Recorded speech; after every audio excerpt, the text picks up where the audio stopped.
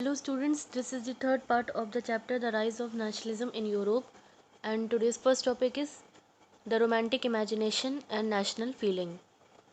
The development of nationalism did not come about only through the war and territorial expansion. कि जो nationalism का development होता है वो सिर्फ वॉर युद्ध से ही लड़के या फिर ज़्यादा से ज़्यादा टेरिटरीज़ के ऊपर कब्जा करके ही नहीं हासिल होता है. Culture played an important role in creating the idea of the nation. Culture का एक बहुत इंपॉर्टेंट रोल रहा है ताकि राष्ट्र को, नेशन को कैसे बनाया जाए, इसमें इसका बहुत ही महत्वपूर्ण रोल रहा है. साथ ही साथ आर्ट हो गई, पोइट्री हो गई, स्टोरीज़, कहानियाँ हो गई, म्यूज़िक, गाने हो गए, ये इन सब चीज़ों ने भी काफ़ी ज़्यादा मदद करी, हेल्प करी, ताकि जो नेशनलिस्ट फीलिंग्स हैं, जो भावनाएं हैं, उनको एक्सप्रेस किया जा सके और उनको एक आकार मिल सके. Let us look at Romanticism, a cultural movement which sought to develop a particular form of nationalist sentiment. तो इस टॉपिक में स्टूडेंट हम रोमांटिज्म के बारे में पढ़ेंगे. ये एक तरीके का मूवमेंट था, कल्चरल मूवमेंट था, जिसने कि नेशनलिस्ट सेंटिमेंट, लोगों की भावनाओं को, सेंटिमेंट्स को जगाए रखा जाता था और उसमें स्टोरीज़, आर्ट, म्यूज़िक और इन सब चीज़ों का काफ़ी महत्वपूर्ण रोल होता था. Romantic artist and the poets generally criticise the glorification of reason and science. जो भी रोमांटिक आर्टिस्ट होते थे, कलाकार होते थे या पोएट्स होते थे, कवि होते थे, वो रीज़न और साइंस और तर्क में बिलीव नहीं करते थे, उसकी आलोचना करते थे. And focus instead on emotion, intuition and mystical feeling. Romantic artist जो होते थे, ज़्यादातर उनका जो फोकस होता था वो इमोशन, लोगों की भावनाओं के ऊपर होता था और इंट्यूशन पे होता था. एक तरीके की मतलब समझने वाली भावनाएं, फीलिंग ऑफ अंडरस्टैंडिंग. इंट्यूशन का मतलब होता है फीलिंग ऑफ अंडरस्टैंडिंग, और लोगों की जो भावनाएं होती, फीलिंग्स होती हैं, उनके ऊपर ज़्यादा वो फोकस किया करते थे. Their effort was to create a sense of shared collective heritage and common culture past. उनका एफर्ट इस चीज़ पर होता था कि कैसे लोगों को इस चीज़ की याद दिलाएं कि हमारा जो हेरिटेज है, जो पुराना, जो हमारा जो काल रहा है, वो कितना अच्छा रहा है, हमारा पास्ट, हमारी हिस्ट्री, इतिहास कितना अच्छा रहा है, जो हमारे देश को बनाने का एक बेस हो सकता है. Other romantics, such as German philosopher Johann Gottfried Herder, claimed that the true German culture was to be discovered among the common people. इसी तरीके के एक रोमांटिक आर्टिस्ट थे, जर्मन फिलोसफर थे, जिनका नाम था जोनान गॉटफ्रीड हर्डर. उन्होंने ऐसा कहा कि जर्मन कल्चर जो है लोगों के बीच से ही आ सकता है, कॉमन लोगों के बीच से आ सकता है. कॉमन पीपल का मतलब होता था दास folk. It was through the folk song, folk poetry and folk dances that the true spirit of the nation वॉक्सडेड वॉज पॉपुलराइज. तो गानों का इस्तेमाल करके, कविताओं का इस्तेमाल करके, डांसेस का इस्तेमाल करके नेशन की जो स्पिरिट है, जो भावना है, उसको जगाए रखा जाता था और पॉपुलर किया जाता था. So collecting and recording this form of folk culture was essential to the project of nation building. तो इस तरीके के कल्चर को और गानों को कलेक्ट करना, रिकॉर्ड करना बहुत ज़्यादा एसेंशियल हो चुका था अगर नेशन को बिल्ड करना था, राष्ट्र को बनाना था. The emphasis on vernacular language and the collection of local folklore was not just to recover an ancient national spirit, but also to carry the modern nationalist message to large audience who were mostly illiterate. ज़्यादा से ज़्यादा vernacular language, मातृभाषा पे जोर दिया जाता था, और लोकल जो होता था, फोकलोर, जो गाने हो गए या जो कल्चर हो गया, उसको कलेक्ट किया जाता था. इसका मकसद सिर्फ यही नहीं होता था कि जो हमारा जो एंशियंट, जो पुराना इतिहास है और जो नेशनल स्पिरिट है, लोग उसको जगा के रखना, लेकिन साथ ही साथ इसका मकसद ये भी था कि जो नेशनलिस्ट मैसेज है, जो काम किया जा रहा है, जो देश के लिए, जो देश के लोगों के लिए पैगाम था, जो मैसेज था, वो लार्ज ऑडियंस, बहुत सारी जनता के को पहुंचाया जा सके एक साथ. क्योंकि उस टाइम के ज़्यादातर जो लोग होते थे वो इलिटरेट होते थे, पढ़े लिखे नहीं होते थे. This was especially so in the case of Poland, which had been partitioned at the end of 18th century by the great powers Russia, Prussia and Austria. इसका एक एग्जाम्पल दिया गया है पोलैंड का, जिसको 18th सेंचुरी में अलग कर दिया गया था. बहुत बड़ी बड़ी पावर्स ने मिलकर अलग कर दिया था, जैसे रशिया, प्रूशिया और ऑस्ट्रिया ने. Even though Poland no longer existed as an independent territory, national feelings were kept alive through music and language. Poland जो था वो इंडिपेंडेंट, आज़ाद टेरिटरी नहीं था, लेकिन जो नेशनल फीलिंग्स थी उनको म्यूज़िक और लैंग्वेज का इस्तेमाल करके ज़िंदा रखा गया था. Karol Kurpinski for example celebrated the national struggle through his opera and music. Karol Kurpinski जो थे वो नेशनल स्ट्रगल, जो नेशन को लेके जो स्ट्रगल चल रहा था उसको सेलिब्रेट करने का उनका तरीका था कि वो ओपेरा करते थे, म्यूज़िक का इस्तेमाल करते थे, turning folk dances like the polonaise and mazurka into national symbol. साथ ही साथ फोक डांसेस जैसे कि पोलोनेज और मजुरका, इन डांसेस का इस्तेमाल किया जाता था और इनको नेशनल सिंबल की तरह यूज़ किया जाने लगा। Language too played an important role in developing national sentiment. National sentiments को जगाने में लैंग्वेज, भाषा का भी एक बहुत महत्वपूर्ण रोल रहा। After Russian occupation the polish language was force out of school. जैसे ही रशिया ने पोलैंड के ऊपर अपना फोर्स बनाया तो पॉलिश लैंग्वेज को स्कूलों से निकाल दिया गया और उस जगह पे रशियन लैंग्वेज का इस्तेमाल किया जाने लगा। इन 1831 N arm rebellion against Russian rule took place which was ultimately crushed. 1831 में रशिया के खिलाफ लोगों ने विद्रोह भी किया लेकिन वो फाइनली क्रश्ड हो गया, पूरी तरीके से बंद हो गया। फॉलोइंग दिस, इसके बाद many members of clergy in Poland, Poland के बहुत सारे लोगों ने लैंग्वेज का यूज़ करना स्टार्ट कर दिया। एक तरीके से लैंग्वेज को वेपन, हथियार की तरह इस्तेमाल किया जाने लगा। Polish was use for church gathering.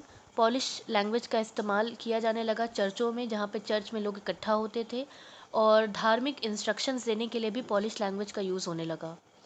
As a result a large number of priest and bishop were put in jail, जिसकी वजह से बहुत सारे प्रीस्ट, जो फादर्स होते हैं, जो चर्च की मीटिंग करते हैं, उनको जेल में डाला गया।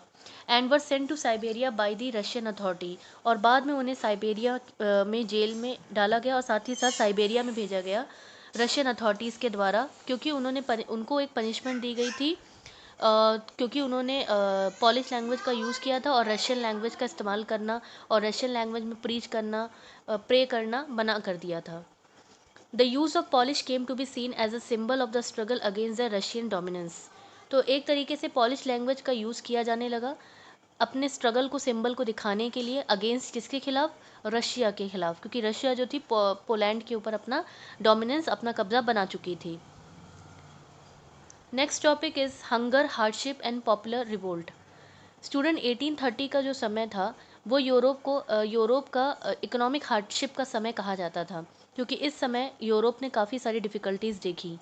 The first half of 19th century saw an enormous increase in population all over the Europe. सबसे पहले तो यूरोप में पॉपुलेशन का हद से ज़्यादा बढ़ जाना। In most countries there were more seekers of job than employment. ज़्यादातर हर जगह पर जॉब की कमी थी, एम्प्लॉयमेंट की कमी थी और जॉब ढूंढने वाले ज़्यादा थे। Population from rural area migrated to the city. गांव से पॉपुलेशन निकल निकल के शहरों में आके माइग्रेट करके रहने लगी। इन ओवर क्राउडेड स्लम, मतलब ओवर क्राउडेड, भीड़ से भरी हुई जो झुग्गी झोपड़ियाँ होती हैं वहाँ पे लोग आके रहने लगे। Small producers in town were often faced with stiff competition from import of cheap machine made good from England. England से जो मशीन मेड चीप सस्ता सामान आता था, उससे जो छोटे छोटे प्रोड्यूसर्स होते थे जो टाउन्स में, शहरों में रहते थे, उन्हें बहुत ज़्यादा कंपटीशन, स्टिफ कंपटीशन देखना पड़ता था, क्योंकि इंग्लैंड से सामान आता था और वो बहुत ही सस्ता होता था और मशीन से बना होता था, जहाँ पे, क्योंकि इंग्लैंड में इंडस्ट्रियलाइजेशन काफ़ी एडवांस था। This was specially so in textile production, और सेम यही चीज़ टेक्सटाइल प्रोडक्शन, कपड़ा जो उद्योग होता है वहाँ पर भी देखने को मिली। Which was carried out mainly in home और small workshop and was only partly mechanise, क्योंकि ज़्यादातर टेक्सटाइल का काम जो होता था कपड़े का, वो घरों में होता था, छोटी छोटी वर्कशॉप्स में होता था, और पार्टली मैकनाइज्ड, उनमें ज़्यादा मशीनों का इस्तेमाल नहीं किया जाता था। In those regions of Europe where the aristocracy still enjoyed power, Europe में जहाँ पर अभी भी aristocrat class, rich class power enjoy कर रहा था, peasant struggle under the burden of feudal dues and obligation. जो किसान होते थे वो काफ़ी बर्डन, बहुत भार झेल रहे थे फ्यूडल सिस्टम का, और उन पर बहुत ज़्यादा कर लगाया जाता था, टैक्सेस भी लगाए जाते थे। The rise of food prices, खाने की चीज़ों में बहुत ज़्यादा प्राइजेस बढ़ गए। A year of bad harvest led to widespread populism in town country, और फिर एक समय ऐसा भी आया कि सारी की सारी फसल बर्बाद हो गई, हार्वेस्ट ख़राब हो गया, जिसकी वजह से पूरे देश में और अलग अलग टाउन्स में एक पॉपुलिज्म, मतलब तबाही सी मच गई। The year 1848 was one such year, और 1848 उनमें से एक समय ऐसा ही था। फूड की शॉर्टेज, खाने की कमी हो गई, बहुत ज़्यादा अनएम्प्लॉयमेंट, बेरोज़गारी बढ़ गई। Brought the population of Paris out on the road, जिसकी वजह से पेरिस शहर के लोग पॉपुलेशन सड़कों पे उतर आए। बैरिकेड वर इरेक्टेड, जो बैरिकेड जो रोकने के लिए लगाए जाते हैं उनको निकाल के फेंक दिया गया। एंड लुइस फिलिप्स जो राजा थे वॉज फोर्स टू फ्ली, उनको वहाँ से हटना पड़ा। A national assembly proclaimed a republic, granted suffrage to all adult male above 21 and granted the right to work. National assembly ने ऐसा तो कहा कि जितने भी अडल्ट हैं, मेल हैं, आदमी हैं और 21 साल के ऊपर हैं, उन्हें गारंटीड उनको काम करने का राइट है। National workshop to provide employment were set up, और जगह जगह पे नेशनल वर्कशॉप भी सेटअप करी गई ताकि लोगों को रोज़गार एम्प्लॉयमेंट दिलाया जा सके। अर्लियर इन 1845 वीवर्स इन सिलीसिया, 1845 में जो सिलीसिया के जगह, एक सिलीसिया नाम की जगह थी जहाँ पर वीवर्स जो कपड़े का काम करते थे, उन्होंने विद्रोह कर दिया अपने कॉन्ट्रैक्टर के खिलाफ में। Who supplied them raw material and gave them order for finished textile but drastically reduced their payment. यहाँ के वीवर्स ने कॉन्ट्रैक्टर के खिलाफ इसलिए विद्रोह किया था क्योंकि जो कॉन्ट्रैक्टर था वो वीवर्स को रॉ मटेरियल कच्चा माल देता था, फिर उनको ऑर्डर देता था कि उनको कपड़े बनाना है, लेकिन उनका पेमेंट कॉन्ट्रैक्टर ने कम कर दिया था। The journalist William Wolff describe the event in Silesian village as follow. उस टाइम के एक जर्नलिस्ट थे विलियम वोल्फ, उन्होंने इस पूरी घटना को इस तरीके से कुछ बयान किया। In these villages with 18,000 inhabitants, cotton weaving is the most widespread occupation. ज़्यादातर सारे गाँव में मेन जो ऑक्यूपेशन जो काम था वो कॉटन वीविंग का ही चलता था। The misery of the worker is extreme, लेकिन जो वर्कर्स थे उनकी जो तकलीफ़ें थी वो बहुत ज़्यादा थी। The desperate need for job has been taken advantage of by the contractor to reduce the prices of the good they order. Job की नीड बहुत ज़्यादा थी और इसका एडवांटेज, इसका फ़ायदा कॉन्ट्रैक्टर्स ने उठाया और जो प्राइजेज़ होते हैं गुड्स के, उनके दाम जो थे उन्होंने गिरा दिए। On 4th June at 2 PM, 4 जून करीब 2 बजे, large crowds of weaver emerge from their home, बहुत सारे वीवर्स अपने अपने घरों से निकले। And march in pairs up to the mansion of the contractor demanding higher wages, और वो मार्च करते हुए, रैली निकालते हुए कॉन्ट्रैक्टर के घरों तक पहुँचे और उन्होंने अपनी हायर वेजेस के लिए, अपनी ज़्यादा मजदूरी के लिए डिमांड रखी।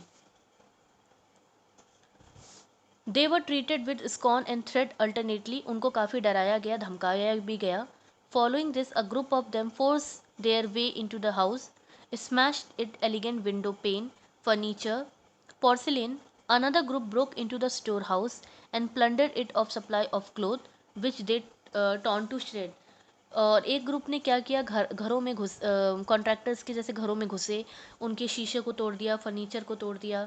तो दूसरे ग्रुप जो थे उन लोगों ने क्या किया कि स्टोर हाउस में घुस गए और जहाँ पे कपड़ों की सप्लाई रखी थी उसको लूटा। The contractor fled with his family to a neighbouring village, और जो कॉन्ट्रैक्टर था वो अपनी फैमिली के साथ पड़ोस के गांव में भाग के चला गया। However refuse to shelter such a person, लेकिन गांव के लोगों ने इस तरीके के कॉन्ट्रैक्टर को, इंसान को शेल्टर पनाह देने से मना कर दिया। ही रिटर्न 24 आवर लेटर, और 24 घंटे के बाद वो कॉन्ट्रैक्टर वापस आया। Having requisition the army in the exchange that follow 11 weavers were shot, और उसके बाद उसके साथ आर्मी के कुछ लोग भी थे और वीवर्स, करीब 11 वीवर्स को क्या किया गया, गोली मार दी गई।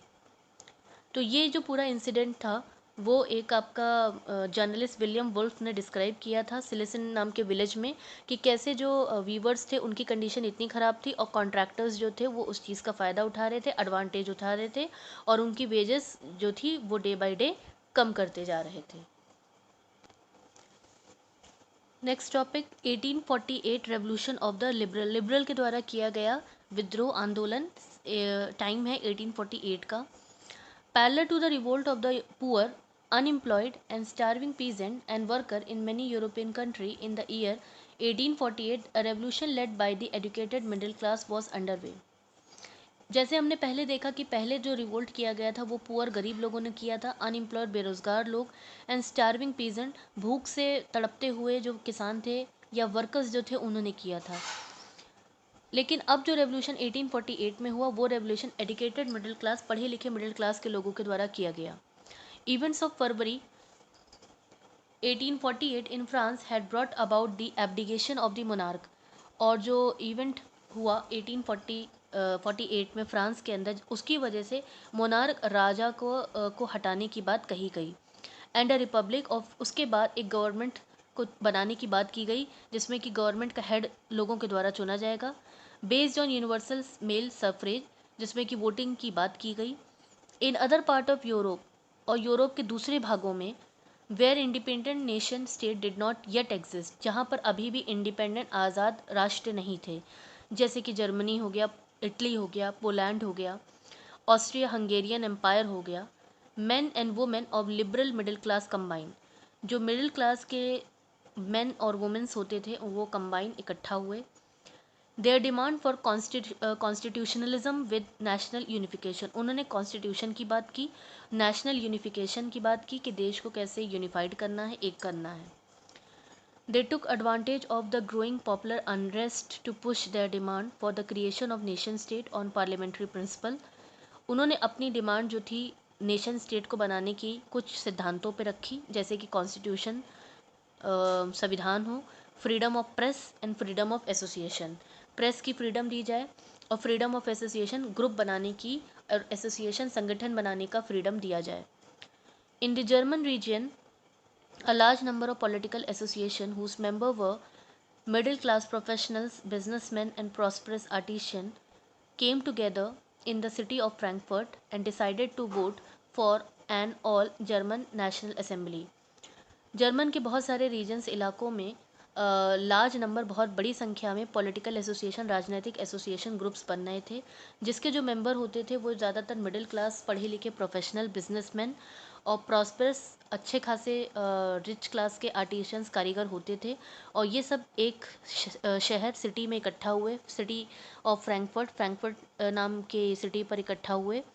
और इन्होंने डिसाइड किया, इन लोगों ने फैसला लिया कि वो जर्मन नेशनल असेंबली के लिए वोट करेंगे, बनाएंगे। 18 मई 1848, 831 elected representative marched in a festive position to take their place in the Frankfurt Parliament convened in the Church of St. Paul.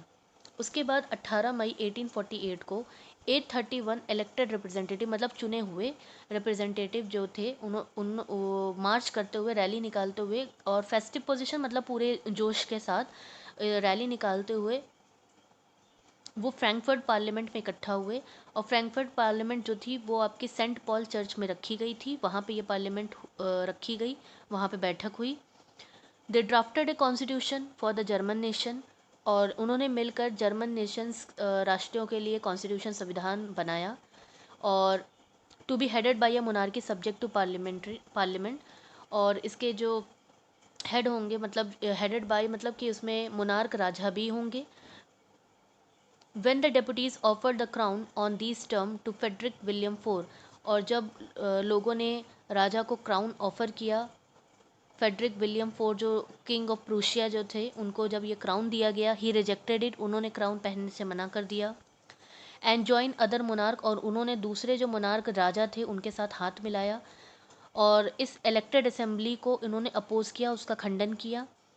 While the opposition of aristocracy and military became stronger, the social basis of parliament eroded, जैसे जैसे aristocrat class, rich class और military strong होते जा रहे थे, तो जो parliament liberal के द्वारा बनाई गई थी वो टूटने लगी। The parliament was dominated by the middle class who resisted the demand of worker and artisan and consequently loss their support. तो जो पार्लियामेंट मिडिल क्लास के द्वारा, लिबरल क्लास के द्वारा बनाई गई थी, जो पढ़े लिखे मिडिल क्लास था उसके द्वारा बनाई गई थी, और उनकी डिमांड भी यही थी कि वर्कर्स की वेजेस बढ़ाई जाएं, आर्टिशियंस और वर्कर्स के लिए जो वो काम कर रहे थे उनका ही सपोर्ट उनको मिलना अब बंद हो गया। इन दी एंड, और बाद में, ट्रूप्स वर कॉल्ड, आर्मी की ट्रूप को बुलाया गया, and the assembly was force to disband, और असेंबली को फोर्सफुली, ज़बरदस्ती डिसबैंड, बंद कर दिया गया। The issue of extending political right to women was a controversial one within the liberal movement. Women's का जो पॉलिटिकल राइट था वोट देने का, वो एक कंट्रोवर्शियल टॉपिक बना रहा, in which large number of women had participated actively over the year. Women had formed their own political association, founded newspaper, and taken part in political meeting and demonstrations. Women's महिलाएं अब अपने अपने political राजनीतिक associations बना रही थी, अपने newspaper वो फाउंड करने लगी थी, न्यूज़पेपर निकालने लगी थी, बहुत सारी पॉलिटिकल मीटिंग्स में उन्होंने पार्टिसिपेट किया, डिमॉन्स्ट्रेशन किया। Despite this they were denied, इसके बाद भी उन्हें मना किया गया suffrage rights during the election of assembly. लेकिन जिस समय जर्मन असेंबली नेशनल असेंबली बनाई जा रही थी उस समय भी महिलाओं को वोट देने का अधिकार नहीं दिया गया। When the Frankfurt Parliament convened in Church of St. Paul, जब ये Frankfurt parliament saint Paul church में रखी गई, womens were admitted only as observer to stand in the visitor gallery. महिलाओं को सिर्फ ऑब्जर्वर की तरह रखा गया कि महिलाएं सिर्फ खड़े होकर सब देख सकती हैं विजिटर गैलरी से। विजिटर मतलब जो विजिट करने आते हैं, पीछे खड़े रहते हैं, सिर्फ देखते रहते हैं, वहाँ पर सिर्फ महिलाओं को खड़ा किया गया और उनका कोई भी रोल पार्लियामेंट में वोट देने में नहीं मिला उन्हें। Through conservative forces were able to suppress liberal movement in 1848। Conservative जो थे, जो आपके एरिस्टोक्रेट क्लास था, रिच क्लास था, उन्होंने लिबरल मूवमेंट 1848 का जो मूवमेंट 1848 में लिबरल एडुकेटेड मिडिल क्लास के लोगों ने जो विद्रोह किया था उसको दबाने में कंजर्वेटिव कामयाब तो हो गए। They could not restore the old order, लेकिन वो जो अपने पुराने ऑर्डर्स उनके चले आ रहे थे उसको लेकिन वो लागू नहीं करवा पाए। अब monarch were beginning to realize that the cycle of revolution and repression could only be ended by granting concession to the liberal nationalist revolutionary। Raja monarch जो होते थे उनको अब ये बात समझ में आ गई थी कि ये जो विद्रोह हो रहा है और ये जो इतना रिप्रेशन हम लोगों को दबा रहे हैं, इसका एंड तभी हो सकता है जब हम लिबरल नेशनलिस्ट क्रांतिकारियों को, रेवोल्यूशनर्स को कुछ हम कंसेशन, कुछ छूट देंगे। Hence in the year after 1848 the autocratic monarchy of Central and Eastern Europe began to introduce the changes। तो 1848 में जो रेवोल्यूशन किया गया था लिबरल्स के द्वारा, उसकी वजह से जो ऑटोक्रेटिक तानाशाही चलाने वाले जो राजा होते थे यूरोप में, सेंट्रल और ईस्टर्न यूरोप में, उन्होंने कुछ बदलाव करने स्टार्ट किए। सर्वडम एंड बॉन्डेड लेबर, सर्वडम जो दास प्रथा होती थी और बॉन्डेड लेबर मतलब बंधुआ मजदूर, were abolish both in the Habsburg dominion and in Russia. इन दोनों चीज़ों को अबॉलिश पूरी तरीके से बंद कर दिया गया। रशिया में हैम्सबर्ग डोमिनियंस, जहाँ पर हैम्सबर्ग था वहाँ पर भी। The Habsburg ruler granted more autonomy to the Hungarian in 1868। और जो हैम्सबर्ग के रूलर जो राजा होते थे उन्होंने हंगेरियंस को ज़्यादा ऑटोनॉमी, ज़्यादा फ्रीडम दी 1867 से। That's for today. Thank you.